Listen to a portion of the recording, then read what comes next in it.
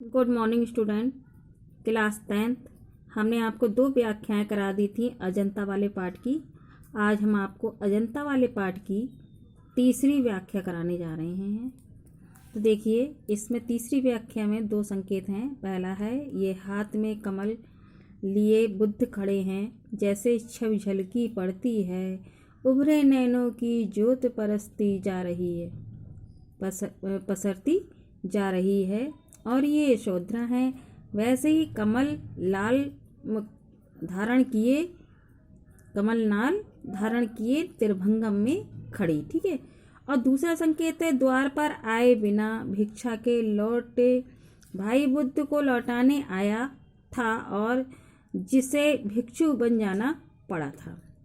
तो देखिए, हम इसमें व्याख्या करते हैं। तो कुछ जो है व्याख्या करते हैं। तो पहली वाली व्याख्या संकेत देखते हैं। ठीक है। प्रस्तुत गद्यांश और पाठ मतलब गद्यांश के पाठ और लेखक का नाम में देखिए। तो प्रस्तुत गद्यांश है आपका, पाठ का नाम है इसका गद्यांश के और अजंता, और लेखक का नाम है भगवत शरण उपाध्याय। ठीक है। अब हमें रेखांकित अंश की व्याख्या भी करनी है। दूसरा प्रश्न इसमें है रेखांकित अंश की व्याख्या कीजिए। तो रेखांकित अंश की व्याख्या देखिए।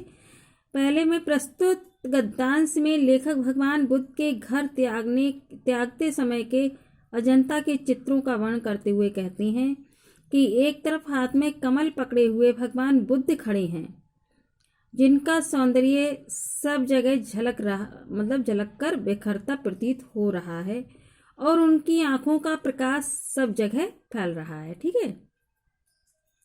उनकी पत्नी यशोधरा भी वैसा ही कमल का फूल कमलनाल पकड़कर त्रिभंगी यानी 3 स्थान से बल पड़ी हुई है, मतलब जो 3 स्थानों से टेढ़े होते हैं ना, उनके लिए त्रिभंगी कहा जाता है। तो वो ये 3 त्रिभंगी मुद्रा में खड़ी हुई चित्रित की गई हैं। ये चित्र बड़ा ही जीवंत लग रहा है। अब आप देखेंगे इसी में जो दूसरी व्याख्या है, उस दूसरी व्याख्या का मतलब अर्थ लिखेंगे।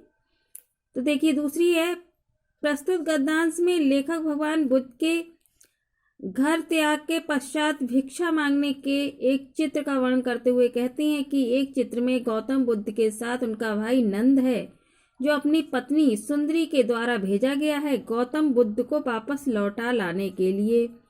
सुंदरी ने भिक्षा मांगने आए गौतम बुद्ध को बिना भिक्षा दिए द्वार से ही वापस कर दिया था, लेकिन नंद बुद्ध को वापस तो नहीं लौटा पाता, बल्कि उनके उपदेशों से प्रभावित होकर स्वयं ही भिक्षु बन जाता है। ठीक है। अब हम इसका तीसरा प्रश्न देखेंगे। तीसरा प्रश्न है इसका, महाभिनिष्क्रमण क्या है, इसके दृश्य का विस्तृत वर्णन कीजिए। तो इसका क्वेश्चन का आंसर लंबा है। तो इसमें क्या है, संसार से वैराग्य होने पर शांति की खोज जैसे महान उद्देश्य के लिए गौतम बुद्ध द्वारा अपनी पत्नी, पुत्र, परिवार और राज प्रसाद को त्याग कर निष्क्रमण कर जाने की क्रिया महाभिनिष्क्रमण कहलाई।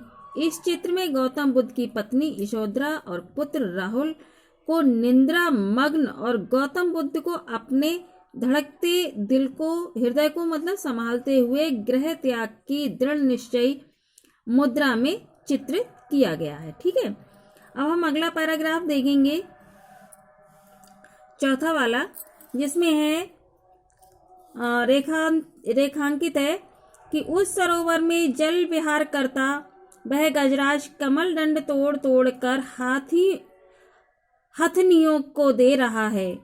वहां महलों में वह प्यालों के दौर चल रहे हैं, उधर वह रानी अपनी जीवन यात्रा समाप्त कर रही है, उसका दम टूटा जा रहा है।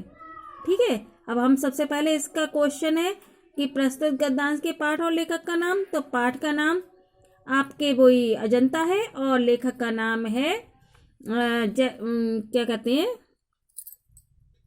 भगवत शरण उपाध्याय। ठीक है। अब इसमें हम दूसरा प्रश्न है रेखांकित अंश की व्याख्या कीजिए। तो हम रेखांकित अंश की व्याख्या करते हैं। तो देखिए इसमें है, प्रस्तुत गद्यांश में लेखक अजंता की गुफाओं में चित्रित चित्रों का वर्णन करते हुए लिख रहे हैं या कहते हैं कि गुफा में एक और सरोवर में जल कीड़ा करते हुए गजराज और हाथियों को चित्रित किया गया है, जिसमें वह सरोवर में उगे हुए कमल की नाल जो होती है, कमल की डंडी उसी को बोलते हैं, कमल की नाल को तोड़कर साथ में कीड़ा करने वाली हथनियों को दे रहा है। तो दूसरे चित्र में महलों में मनाए जाने वाले किसी उत्सव का चित्रण है। इस चित्र में लोगों को मदपान करते हुए दिखाया गया है। ठीक है, दिखाया गया जहां एक और महल में कुछ लोग जश्न मना रहे हैं, तो दूसरी ओर एक रानी को प्राण त्यागते हुए दर्शाया गया है। यह चित्र जो है इतना सजीव है कि ऐसा प्रतीत होता है कि उसकी जीवन लीला अब समाप्त होने वाली है। ऐसे सजीव दृश्य अजंता की गुफा की दीवारों पर देखे जा सकते हैं और अन्य कहीं नहीं मिलेंगे।